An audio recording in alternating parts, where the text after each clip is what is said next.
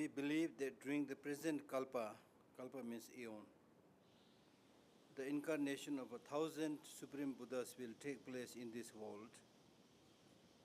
So this eon is called fortunate eon. Fortunate eon, where 1,000 Buddhas come. Like ourselves, these Buddhas were living beings before they attained perfection. Not only living beings, ordinary individuals like us. So this gives us hope. They were also ordinary people in the beginning, but they don't want suffering, they want happiness. So then they looked around and then said that there are causes for happiness, causes for suffering, get rid of the causes for suffering, cultivate the causes for happiness, and then practice this, then they become Buddha. So we can also become Buddha. Slowly, surely. These Buddhas, once you get enlightened, then these Buddhas have the power to project reincarnation, as I mentioned earlier. Reincarnation of their mind, body and speech into millions of forms within a moment of time. Now to this I have a lot of questions. Then why don't they reincarnate millions of times and stop all the wars? Immediately solve all the problems. So many questions will be there. And they do this for the benefit of all living beings. So why not now? But generally we say that even if the Buddha's kindness is compared as a hook, and our faith like a ring. Even if the hook is there, if the ring is not there, they cannot catch it. Right? So there's one reason. Each of these supreme incarnations will preach their own doctrine and will work eternally for the salvation of all living beings.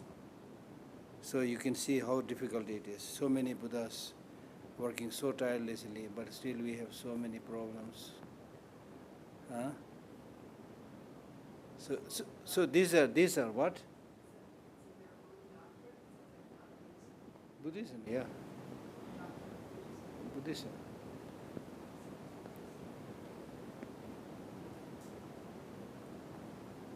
So for us, what is really important is whether the Buddhas are there or not. But we can clearly see if we make some attempt, we can change and we can become better. For example, in the beginning, you also did not know even ABC. Now not only you know ABC, but you graduate from university, right? So that means you can make a lot of development. There is no limit. There is a difference between training the body and training the mind. If you train the body, then the basis on which we are giving the training is physical. So you can only, the physical body can make only a limited progress, not limitless. For example, let us say if you are number one in long jump in the world, let us say you are gold medalist in long jump in the whole world. And in addition to that, you also undertake some more practice, right? So you may make a little bit more progress, right? But it will never happen that you will now jump from one mountain to another mountain. Is it possible? Not possible, right? Because the basis of the training is physical. As opposed to this, the mind, the more training you give, the more it will increase, develop. There is no limit. Until the only limit is when you become Buddha. Until to that you can make limited progress. You can study as much as you can learn as much as you can, right? But in Buddhism, it's not just learning different subjects, it is basically purifying the mind from the negative emotions. Once you remove the negative emotions, then you can easily learn all the subjects very easily. That's an important point, right? Because what is obstructing us? On the one hand, we study science, we study mathematics, we study Tibetan, we study this, so many things we study. At the same time, our negative emotions are still, they are intact, abundant. So they always obstruct our progress. For example, if you're angry, you can't study. If you have obsession with something, you can't study. If you have a lot of attachment, it will hamper your progress. It's very clear, very clear. And if you don't get proper sleep, again you can't study, you can't meditate. These days, some people are watching FIFA in late very night. Then I see next morning, either they don't come in the office, or they may be dozing in the office. So therefore, there should be, in order to really make progress, there should be some discipline. Sleep at the right time, wake up at the right time, take good food, good exercise, your mind will be clear. It's very important. Just studying very hard will not lead anywhere. You have to have moral practices also. This is very important, very important. Okay?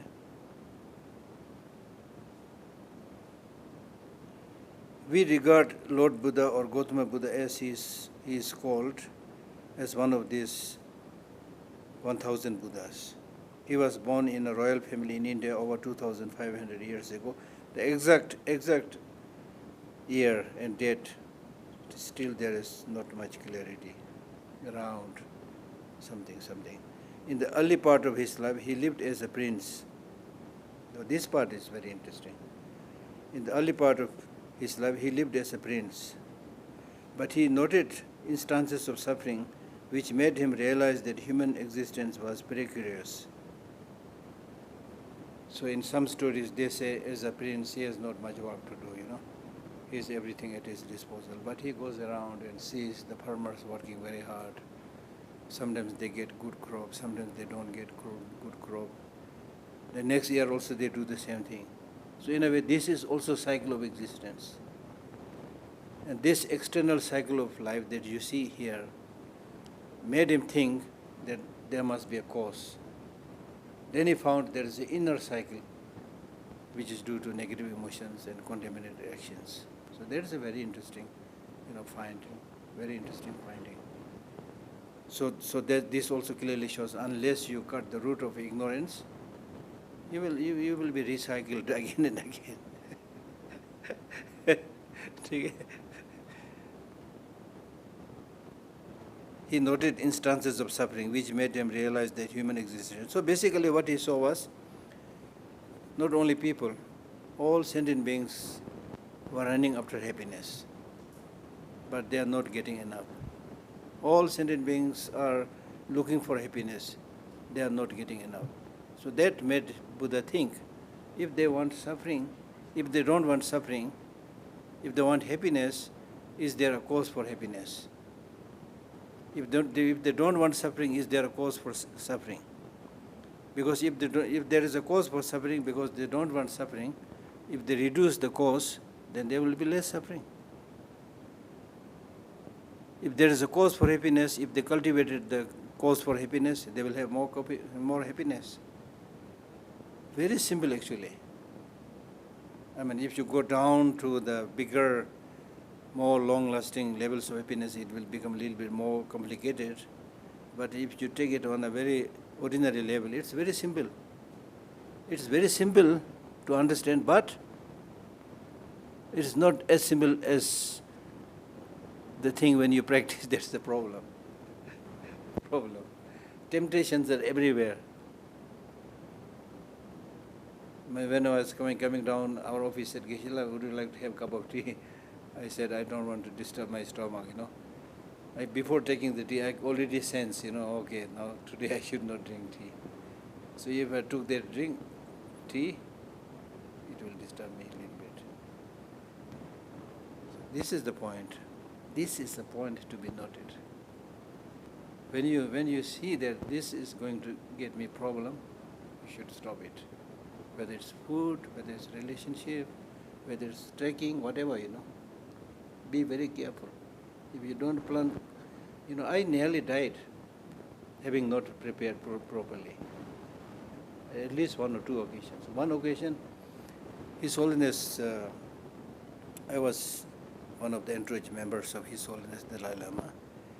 He went to this Tabu monastery to give the teaching. So, when we reach here today, the next morning His Holiness said, now you take rest today. So I was not very young, but I was relatively young, and quite young, maybe in my late 30s or early 40s, something like that. Then there were some others, His Holiness the Chinese translator and some others who were much younger. So then we were staying at the foot of a huge mountain. So they told the story that if you climb on the top of the mountain, then there is a beautiful lake, things like that. So we all wanted to climb the mountain and to see the lake. So we went. We all went, unprepared. Unprepared means, when you go for such trekking, first thing you need to check is your shoes. I was just wearing the ordinary leather shoes. Then we went, we reached on the top, then we reached their village after village. There's no sign of lake. We went. And then finally we saw a little bit kind of lake. Then now you have to come back. When coming back, we lost our path. Then somehow we found a footpath, which was going down. So that footpath was really through the steep slope of a mountain, where a lot of this, sands and small rocks and pebbles, they were all like there. If you make one mistake, down. So luckily it did not die. So wherever you're going, if you're not prepared, even if you don't die, you'll get a lot of problems. So that's why all the big hotels, they have a list of things that you should carry. What is the weather? Is it raining? Is it windy? Accordingly you have to prepare. Will you be able to get all the eatables easily? Whatever, you have to prepare. If you don't, and is it necessary to bring a torch, whatever. So now I'm very, very prepared. I always keep this list, and then tick how much money I should take, what kind of shoes I should take. So this is really important, very important. So therefore, see now what we are able to clearly see is, knowledge is important. We have to study, get more knowledge. But I have been these days repeatedly telling people, cause of all our problem is number one, ignorance, of course.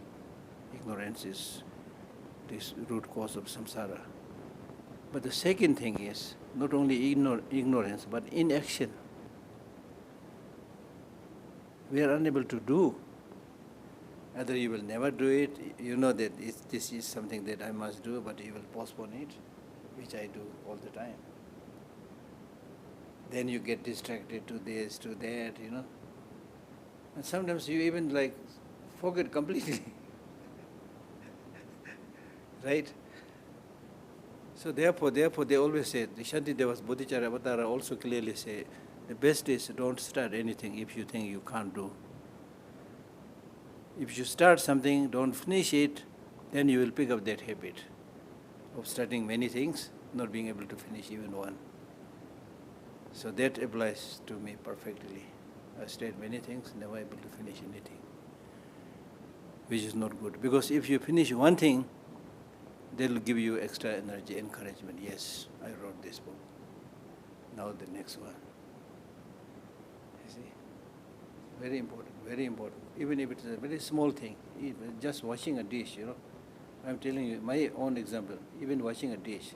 If you wash it at the proper time, when you come home, everything is clean, When you make your bed properly, when you come, it's really like saying, welcome home. And you can just jump and lie down, so good.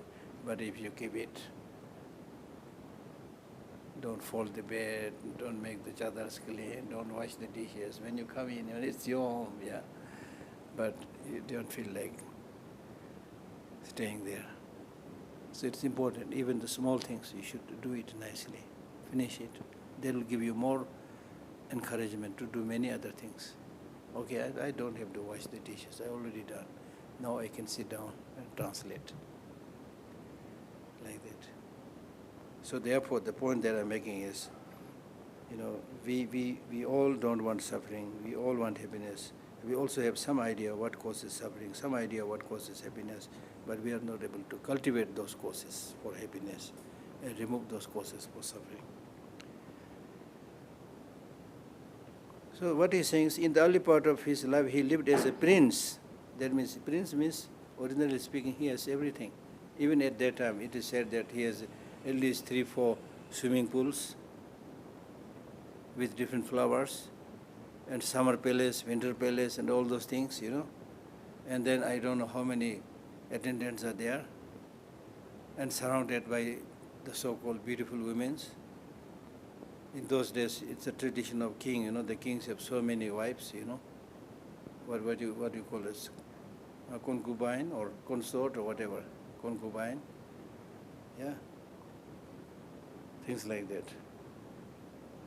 But he, because a special person, he was not happy with those things. He saw the suffering everywhere, which made him realize that human existence was precarious.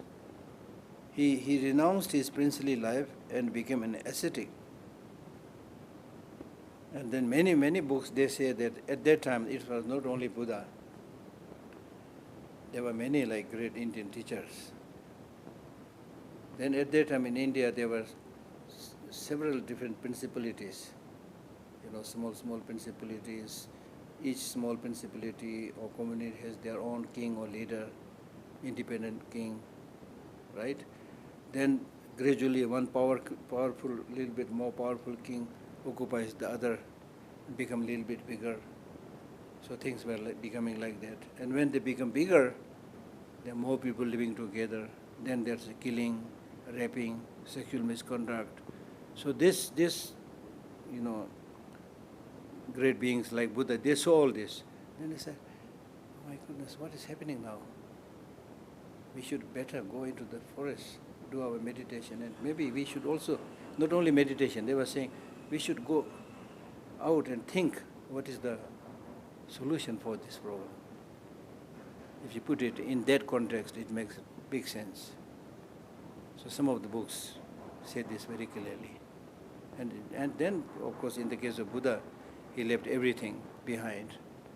And when he got enlightened, the first thing that he did was came and visit his father and wife, not to stay there, not to get any property from them, but to share his wisdom, right? Okay?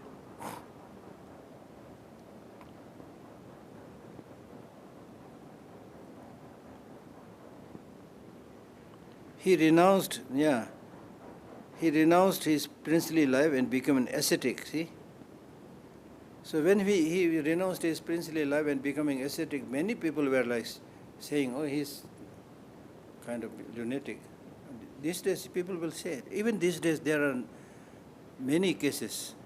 Some famous actors, actresses, after enjoying their way of life, they realize this is meaningless, and then many of them become, I know 2 women, one become Theravada nun, another become Buddhist nun, Then there were some other rich people, young men, who become monk. So they are able to see all this, right? So it's not so much about becoming monk or nun, but it means just material accumulation will not help you. From the point of view of ordinary beings, which is limited, our viewpoint is limited, his life was marked by 12 main events. 12 main events. Number 1, his descent from the heaven, coming from the heaven called Tushita, then his conception, then his birth, then schooling, then marriage, renunciation, penance, meditation under the Bodhi tree, the tree of enlightenment, and conquest of Mara, the tempter attendant to Buddha. Then preaching, and then departure from samsara, that means passing away, the round of existence, right? So when we say meditation under the Bodhi tree and then conquest of Mara, the tempter, so normally if you watch a movie or see some painting, then you will see the Buddha in deep meditation, then you will see some demons, right? Demons wielding, weapons and fires coming out from their mouth and disturbing Buddha on the one hand. Then on the other side you will see beautiful damsels singing and dancing. So these are like personifications of this one is anger and hatred, this one is attachment. Not necessarily he is surrounded by the real people, women, surrounding, or devils, not necessary. They are representations.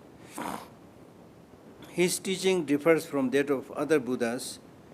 While most of them preached only a sutra, he preached also on Tantra, instructions on spiritual friends. So therefore this teaching that we have access to today has both the sutra and Tantra. Right? After he attained enlightenment, the perfection of Buddhahood at Bodh Gaya. So what do you mean by achieving enlightenment? Achieving enlightenment means having removed all the negative emotions, plus having removed all the seeds of negative emotions, plus having removed the imprints of negative emotions. So having removed negative emotions means like removing the onion physically. So even if you remove the onion, there may be some seeds lingering there, seed or something lingering there. Then even if you wash it, still there are some smells lingering there. So like that, So to have achieved enlightenment means he has removed all the negative emotions with their seed and imprint, and he has actualized all the positive qualities. Do you think is it possible for one to know everything, to actualize all the positive qualities? This is yet another very difficult point to think about. But in one epistemological text it says, when we say Buddha is omniscient, he is omniscient. The text says he is omniscient, but the omniscient not primarily because he knows everything. He is called omniscient because he knows what to adopt and what to give up. And it gives an example. If just by knowing everything, if he is important, then you should better invite vulture as your teacher or eagle as your teacher, because they also have very far-sighted eye. They can see far off things which you can't see. So you should better invite, my dear eagle, please be my teacher. So the text says whether the Buddha is able to see far things off or not, he sees what needs to be seen. Right? But this is an area which we can think. Is it possible that you remove certain layers? And some example that is given is, for example, let us say this room. Nobody entered this room. This room remained closed for the last 100 years. So for the last 100 years, this room is completely dark, right? Now is it possible to remove that darkness which was there in the room for 100 years? Remove it? You can remove it with just switch on the light. That also is one example. But that does not mean that you will instantly get enlightened. But it simply shows the possibility. Because the defilements in our mind are not permanent. They are temporary. So all the obscurations, defilements, they can be removed. Yeah. Imprints. Imprint means, the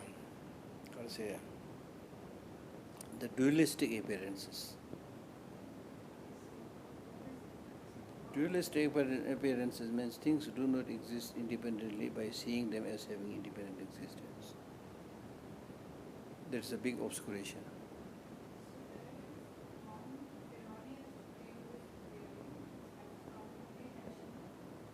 Yes.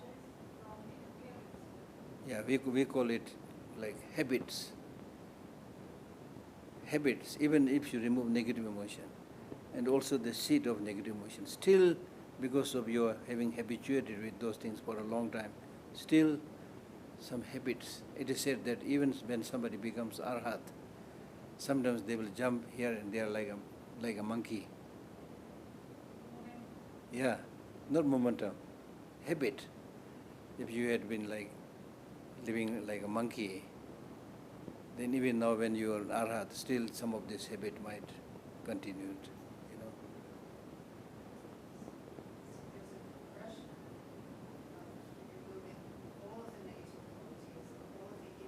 Hmm. Hmm. Hmm. Not before then can you ever realize emptiness or achieve bodhicitta. Hmm? To do all that stuff before the people get to All that stuff means? get rid of every single trace of negative. Yeah. No, impossible. Kushokari. Nyebe. Nye na pep de de. Kanepe. Katangama yumi ba. Oh, ete tep de le ya. Nye te gas konsul chiglo de wa.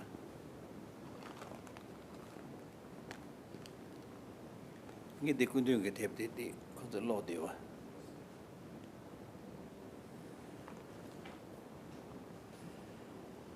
So removing all negative emotions doesn't mean that you remove first your negative emotion.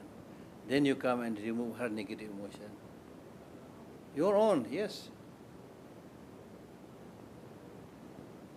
Your own means, like for example, can you imagine lessening your anger? Lessening. Reducing. Yes. Yes. Say yes. I know you have lessened it. So this is an example, really. We have seen this very clearly, even if you don't do any spiritual practice. For example, when you were a young man, what we call as hot-blooded young man, very angry young man. But when you grow up, even if you don't do any spiritual practice, when you grow up, then through life's experience, you will learn that it's not good to be angry, so you have less anger. Also less attachment, because you have enjoyed all this and you see the futility of this, really. Still there is addiction, very often again you will resort to it. Imprints are there again. Right? So the possibilities are very much there. Before you completely get rid of these negative emotions, Yeah. can you realize emptiness, like grasp it a little bit, like get a glimpse of it? Glimpse, yes. You can, okay. Yeah, glimpse you can get right now. If you get some understanding of emptiness, that emptiness does not mean nothingness, but empty of independence, you just get some sense, yes, that is true. But this is like with your mind, but they need actual depth. First you have to know it through listening, studying. So just by listening and studying, you get some sense, yes, this seems true. Then on the second level, you need to think, contemplate yourself, how far this sounds true. Then this kind of contemplation leads to the conclusion, yes, the teaching really seems true. Right? Then after that is the difficult point is you need to now make your life, mind habituated with that conviction. Make it a part of your life. That takes time, of course, not easy. Not easy. But you are able to see, for example, bodhicitta, if you talk about bodhicitta, to become Buddha for the benefit of all sentient beings. Yes, almost an uphill task. All sentient beings. If you don't think, okay, may I become Buddha for the benefit of all sentient beings, very easy. But if you really think carefully, for example, like me, a Tibetan monk, may I become Buddha for the benefit of all sentient beings. All sentient beings include Chinese leaders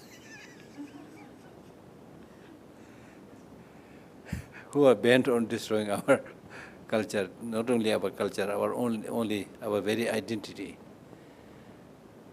Right? So then you face some difficulty. But then you think from a larger perspective. Yes, they are doing all this because of ignorance. Right? It is not easy. Not easy. But that's the only way. That's what I'm saying. If there's a better way to become happy, you're most welcome to go on that path. There's no better way.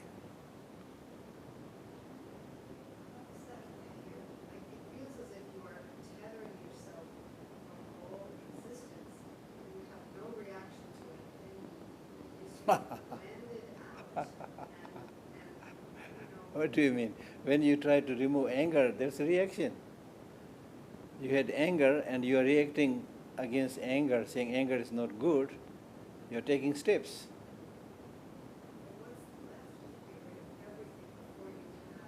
What is left? We are not only talking about removing everything, we are also talking about accumulating many other things.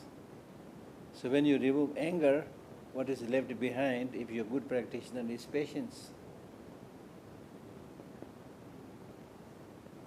loving kindness, integrity, all these things.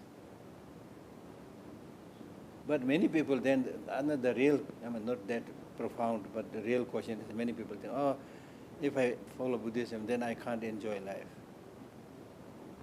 In Buddhism, we never say don't eat chocolate.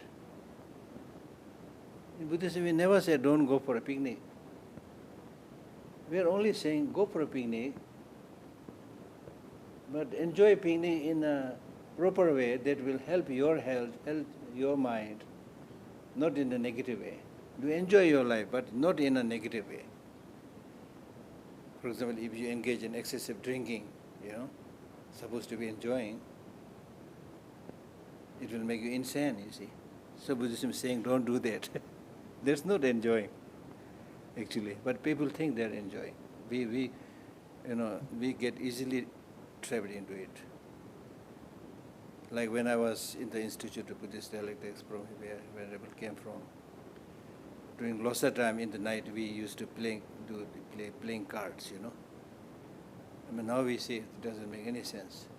But you can get like so carried by it, you spend like the whole night playing. Now when you see, oh, what a wastage of time, you may not be able to do anything good, but at least if you had not resort to it, you can have a peaceful sleep. For example, now my staffs are watching FIFA. Geshe Lhakdor, would you like to come? Then I tell them, madness. I don't go. Result, I get very good sleep, So, little bit here, there's okay, but if you doing anything in moderation. Who said? Again, you are insisting. Who said get rid of everything? I did not say get rid of your house. I did not say get rid of your clothes. I did not say get rid of your smile.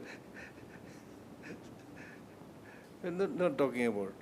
So that's, your question is still valid, because this is exactly what many people think. Because they are so used to certain things, so addicted to certain things. And if they tell you don't do this, it's not good for you, then that's why in Buddhism we say we are mad. To a mad people, if you say you are mad, he will respond, do you think I am mad? I am not mad. I am really perfectly fine, Because he does not realize what is wrong with him. So we have something like that, you see. So for example, if I give a very drastic example, do you think His Holiness has lost everything? Do you think His Holiness doesn't have anything?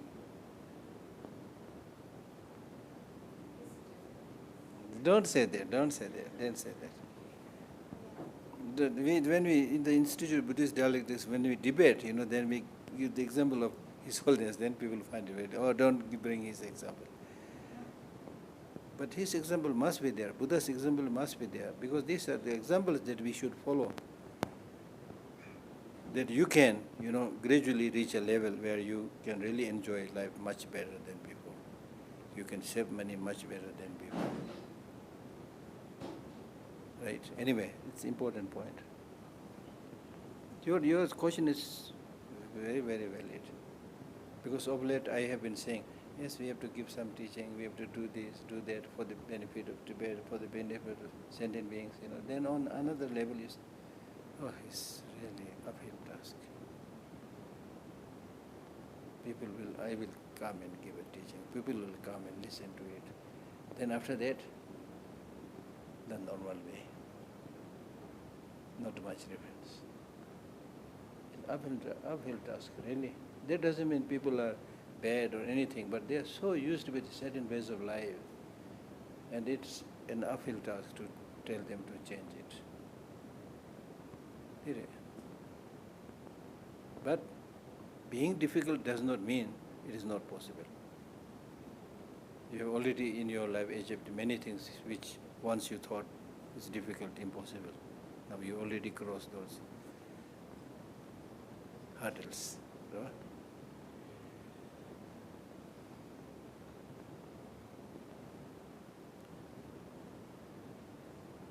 After he attained enlightenment, the perfection of Buddhahood at Bodh Gaya, he preached 3 different sermons, each at different place in the part of India known as Bihar.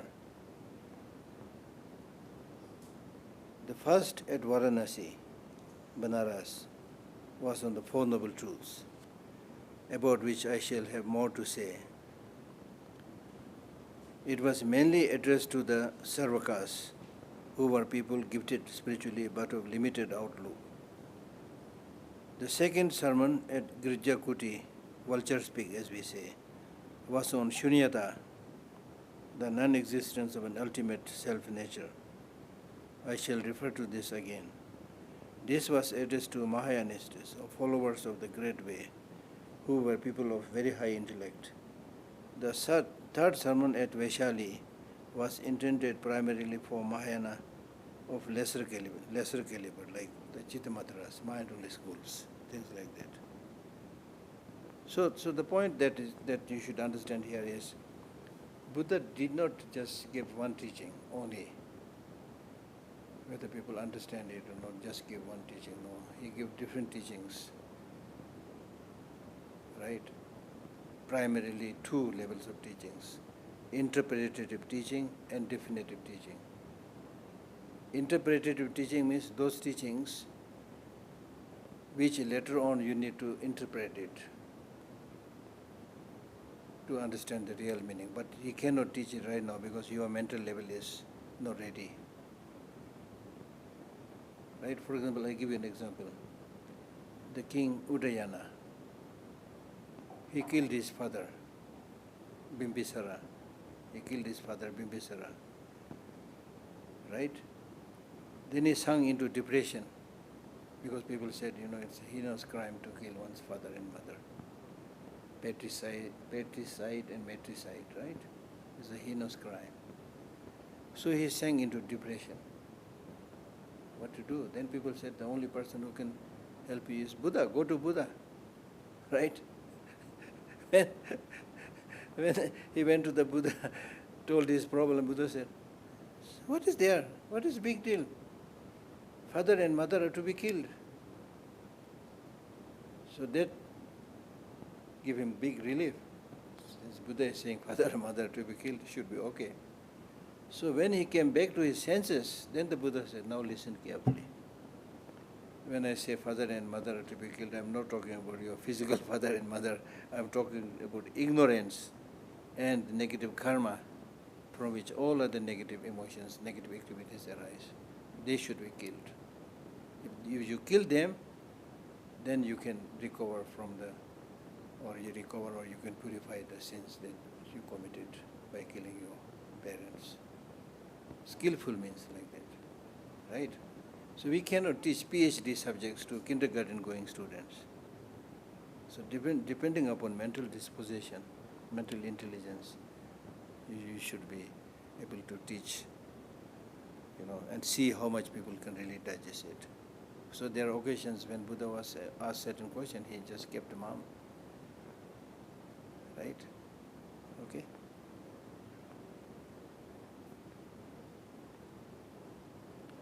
Thus, he not only preached on sutras of Mahayanists and Hinayanists. What do you mean by Mahayanist and Hinayanist? Maha means great. Yana means vehicle. Great vehicle and lesser vehicle. So great vehicle or Mahayanist, people who follow Mahayana, if you say you are a Mahayana, it means you are following the great path. Great path means a path where you cultivate bodhicitta and aspire to become Buddha for the benefit of all sentient beings. So that's a great, thinking about all sentient beings. Right? Then there are others who say, this is really indeed great mind, but for me it is impossible. Look at these unruly sentient beings, how can I help them? There are so many of them, the more I help, the more they will react negatively to me. So it's impossible to help them, all of them. So I'll just help them a little bit, not all. Excuse me. So they are called people of the lesser path, lesser vehicle, right?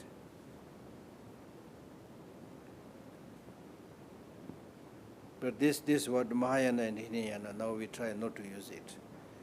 Because sometimes, the Theravada countries are called Hinayanist and then the others are called Mahayanists. And in this context, the word Hinayana becomes a derogatory term, right? So even in the community who profess to be Mahayanist, there may be people whose thinking is Hinayanist. Even among those people in the Theravada countries, there may be somebody whose thinking is Mahayanist, So it's not good to categorize different countries that this is the bigger one, this is the lesser one. So now we call the Mahayanist as the Bodhisattva Yana and the Hinayanist Theravada. Theravada means the teaching of the elders. Thus he not only preached on sutra for Mahayanist and Hinayanist, the two main schools of Buddhism. After attaining the status of Vajradhara, that means when he become Buddha, Vajradhara, holder of the Vajra, Dorjichang.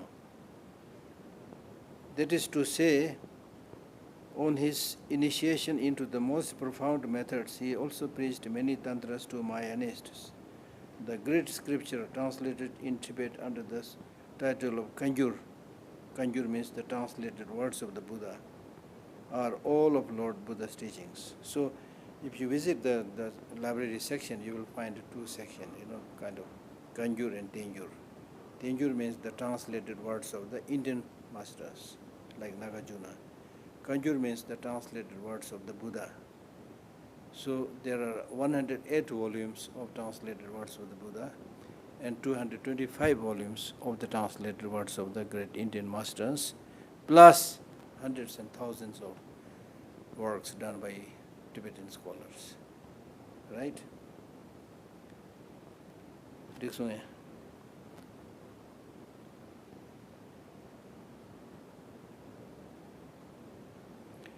The Kanjur has a sutra and a tantra section. The Kanjur, the translated words of the Buddha, because Buddha gave sutric teaching and also tantric teaching. The sutra section is further divided into three subjects. Vinaya, which is for the monastics, which concerns the principles of morality, especially for monastics. Then Sutra, Divan, Dode concerning meditation. They all teach, cover all these subjects, but one is primarily on monastic discipline, one is more on meditation, okay? And then Abhidharma concerning philosophical works related to transcendental wisdom, so basically wisdom. The three subdivisions are called Tripitaka. Tri means three. Pitak means like baskets, three baskets. For example, if you have many things to put, then you put three baskets there, and then put their socks there, shirts there, like that, Okay, three baskets.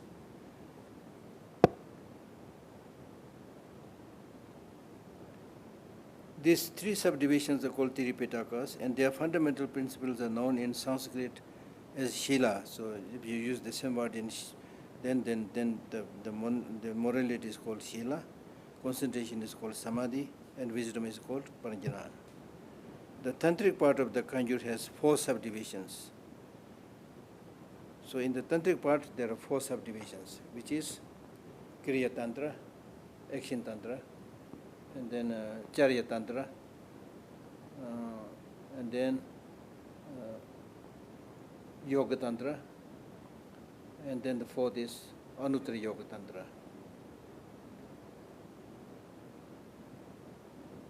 So, at least from the Tibetan Buddhist perspective, Tibetan Buddhism is said to be complete teaching of the Buddha, because it has the Sutric teaching and the Tantric teaching.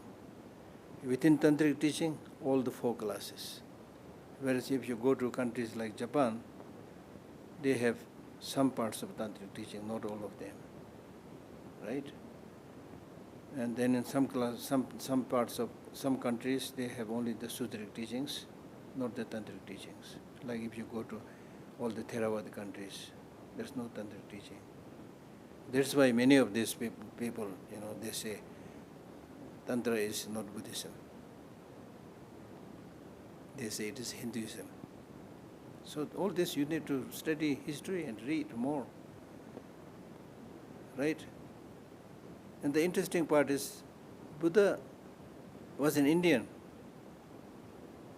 He studied at the feet of all the sadhus living at that time. So definitely there is a lot of exchanges, So he learned many things, and later on he said, okay, there are many things nobody can teach. So he did his own meditation and found many things, especially like he was against caste system and too much ritual and all those things. Now again we have so much ritual, so it's very complex, very complex. Now when I should see the time, I have an 4:20. Okay, ask questions, 10 minutes. I have an appointment at. So the tantric part of the Kanjur has 4 subdivisions. In Tibet, these subdivisions of Tantra are sometimes included in the Sutra division of the Sutra of the Tripitaka also. Okay, so we stop here today. Any questions?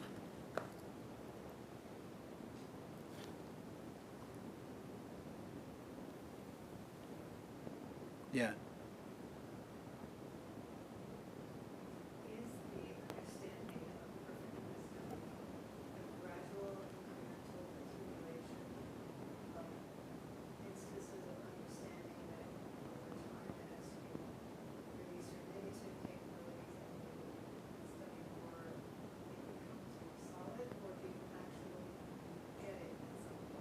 No, incremental.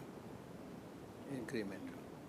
And so can you have experiences, like not just intellectualization? Oh, very easy. For example, all these knowledges you have right now, it's wisdom.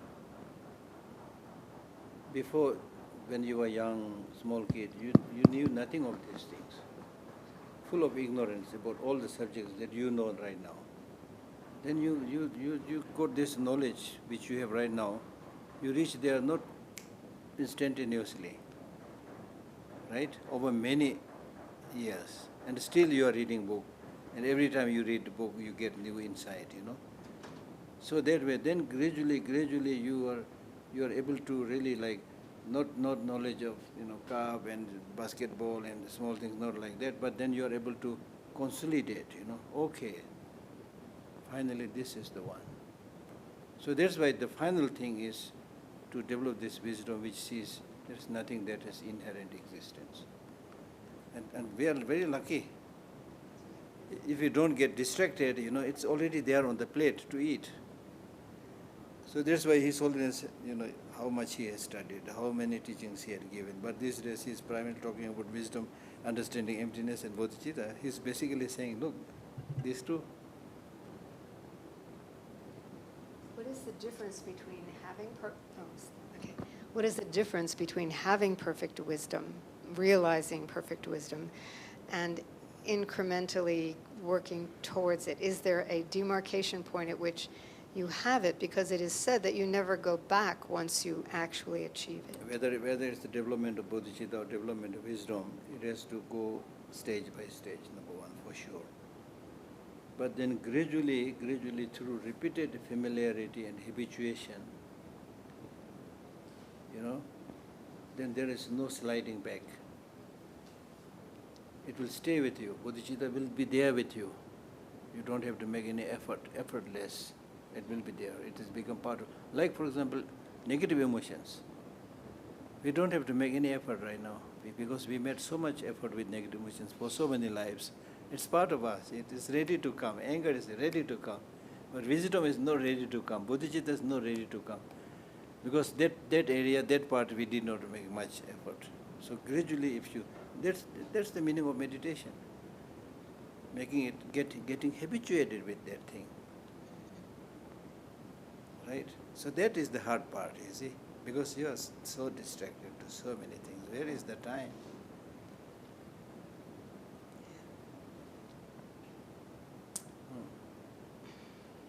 Yeah.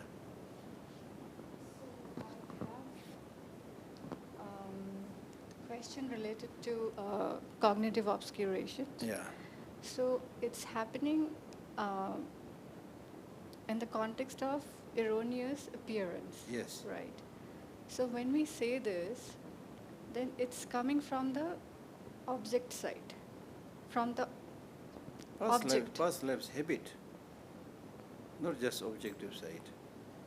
The object is always same. But how you perceive and cognize the object So is that- dependent upon your mental habit, that- past lives imprints. Okay, so that is happening on the apprehension level, right? So that comes under afflictive obscuration. Exactly. But I am more interested towards the cognitive obscuration, like what is actually happening. Cognitive obscuration is just a name given to that habit, because you have certain inborn imprint and habit which obscures the cognition of the way things are. That's why it's called cognitive obscuration, which obscures your knowing the things. Cognitive obscuration. Okay, I think it would be right to say that Habit. it's like without any error. Habit, basically, simple word is habit. Habit. Die-hard habit. Okay. And it can be both visual consciousness plus mental consciousness. Huh? It can be both visual consciousness plus mental consciousness. Primarily mental, Okay. not consciousness, habit. Okay.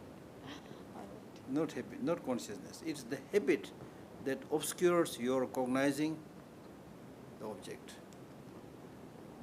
Not just object, all objects.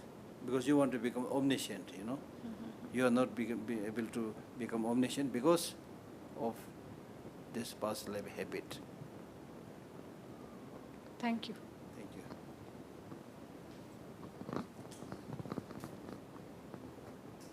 All right, see you tomorrow.